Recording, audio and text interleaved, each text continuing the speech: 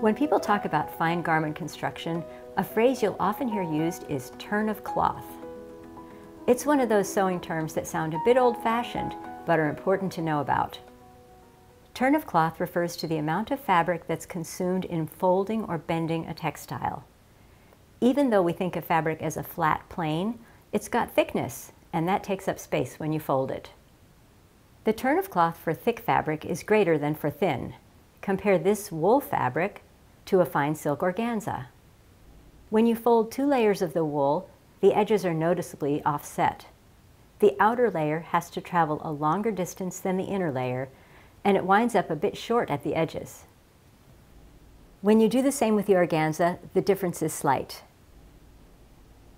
Try this experiment with a stack of printer paper. Fold 2 sheets and the edges align pretty closely. Fold a stack of 20 or 30 sheets and you'll see clearly how far the outer sheet's edge is from the inner sheet, and all the others are distributed in between. Turn of cloth is an issue in garment sections that have 1 or more folds.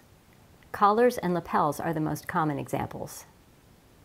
On a rolled collar, as in a jacket or blouse, the collar rises up at the neck and then folds down.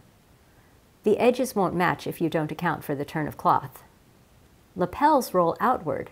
The outer edge will curl up if you don't build extra fabric into the lapel facing.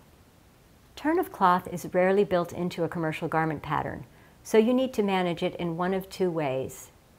You can adjust the pattern, or remove the excess fabric during the construction process. Books and articles on fine sewing and tailoring offer different approaches to handling the turn of cloth. With a bit of research, you can plan ahead for your next project. You'll be pleased with the professional-looking results.